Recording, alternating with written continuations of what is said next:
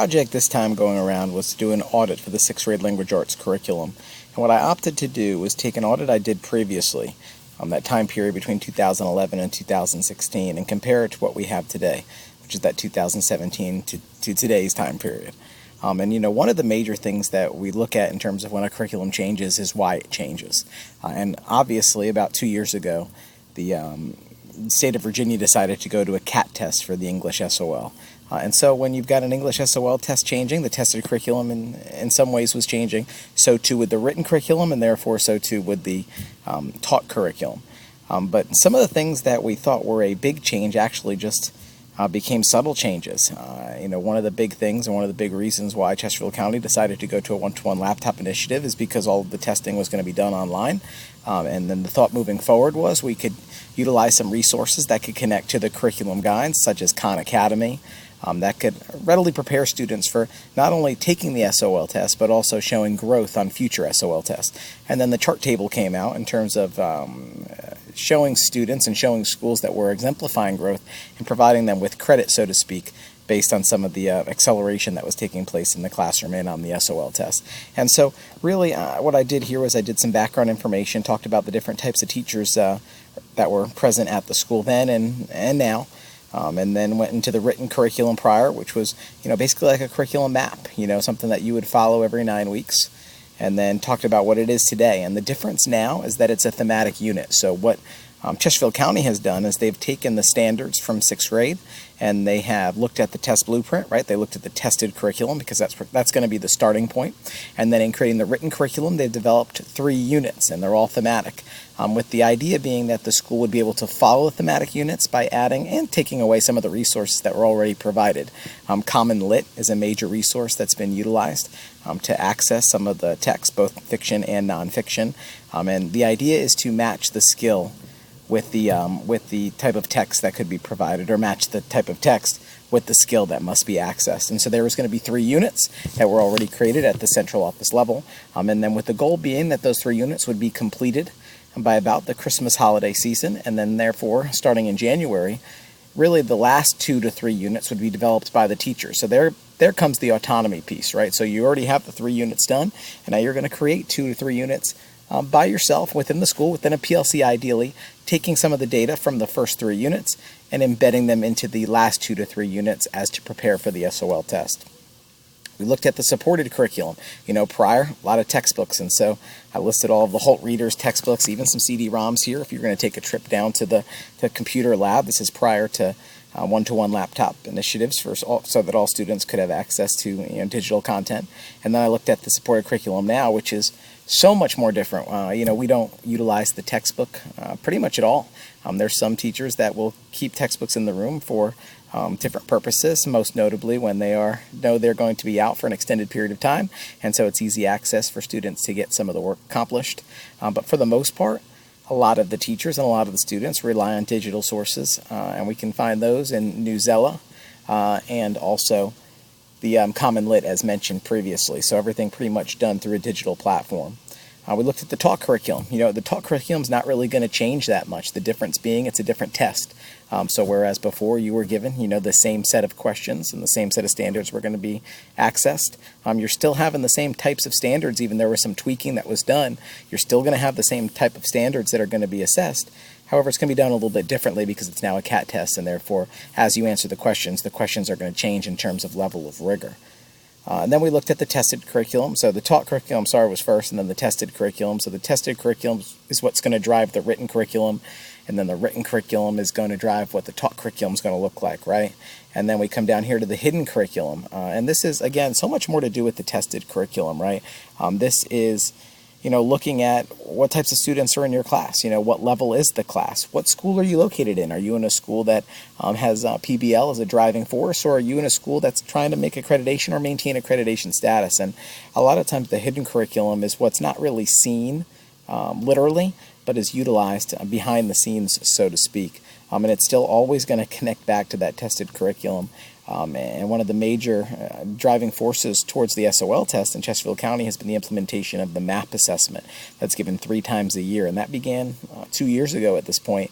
And what we believe that the MAP test is going to allow us to do is to gauge the reading levels and therefore the growth of the reading levels over the course of a school year and even beyond, because ideally we can track students as they progress through middle and high school. But one of the major proponents that school administrators and central office administrators like about the MAP test is its direct correlation to the end of the year SOL test. And what it can actually do is, even right after the fall assessment is given, is project which students are on track to pass or fail the SOL. So again, that hidden curriculum's there right away in September because we're already looking at the SOL test even during the first month of school. And then I just put a bar graph in here to show what the data's telling us at this point. This is specific to Falling Creek. As you can see, back in 2016, the pass rate was 59%, so very low. We saw an increase in 2017, still using the old curriculum, up to 63%. And then a jump as we got into 2018 and 2019 up to 70%. Is that because the curriculum mapping and the way in which standards are taught changed a little bit?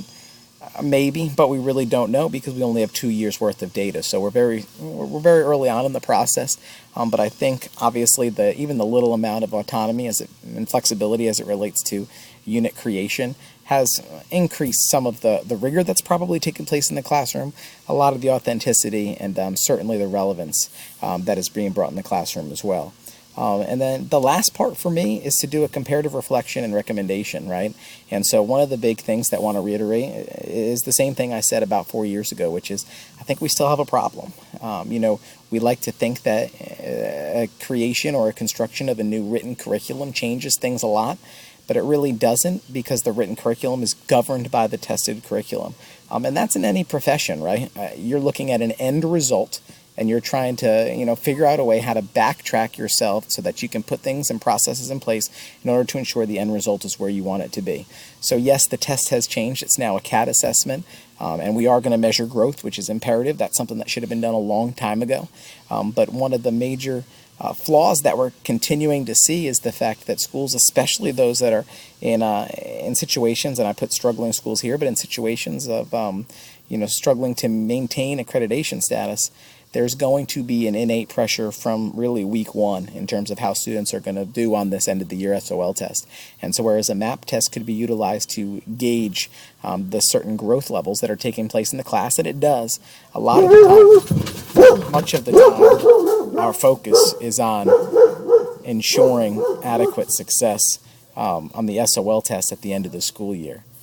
So, again, we're creating a vicious cycle here, and we have created what Mark Tucker has called a vicious cycle because we place paramount value on the end of the year assessment. We say that, and we hear this, right? We feel this beginning of the year starts with this grandiose opportunity for flexibility, autonomy, and success. And as we progress slowly through the school year, we start seeing that kind of change as we prepare for the end of the year test, which is ultimately what the written curriculum was created for. So one of the major things that I think we need to look at, and this is an audit that's going to be school-based first, but then something that should be looked at centrally, is what are we doing to enhance outcomes for students? And one of the big drivers that I've focused on over the last couple of weeks is PLC work. Right? And so are we setting up that vision with clear expectations within PLCs for transparency to exist? And are we trying to increase collaborative professional learning? If we're increasing collaborative professional learning, and if that's ingrained or entrenched inside the curriculum maps or the curriculum pacing guide, then we're going to allow for some enhancement in instruction and also an enhancement in student growth to take place. And one of the major areas of concern for me at a struggling school or at a school that's struggling to maintain accreditation is, what are we doing inside those PLCs? Is it an opportunity to just look at data and then figure out what we're going to do with that? Or is it an opportunity to come into the meeting with the data already done? The formative benchmark and state assessment data is completed prior to the meeting, so you're coming in with that reflective mindset at the forefront, and then trying to change the way in which that you have those conversations. So I think PLC work, in turn, can assist in curriculum mapping, and I know that's kind of separate from what the curriculum audit project was supposed to be, but I think it's kind of one and the same, right? I mean, if we're looking at how a curriculum is written, and then how it's going to be assessed, and then therefore how we're going to teach it and some of the aspects that come along with it. We've got to talk about how we're actually conversing about it and how we're actually leading it. And so, Michael Fullen says you need to be the lead learner, and that's one of the things we need to do within PLCs is be the lead learner and lead by example. And so hopefully we can align some of the curriculum audit work that we've done into some of the conversations that are taking place within the PLCs in order to enhance change. But one of the biggest recommendations that I would put forth is looking at a progressive model in terms of a tested curriculum, and I think we're getting there with the growth tables, and then continually monitoring that for students so that we can track the progress that's made by our public schools. We're going in the right direction, and I think I put this at the end here. We're going in the right direction, but we still have some long ways to go in terms of ensuring that a curriculum is put in place so that every student, not just the middle of the road student above, but every student can be successful. Thank you.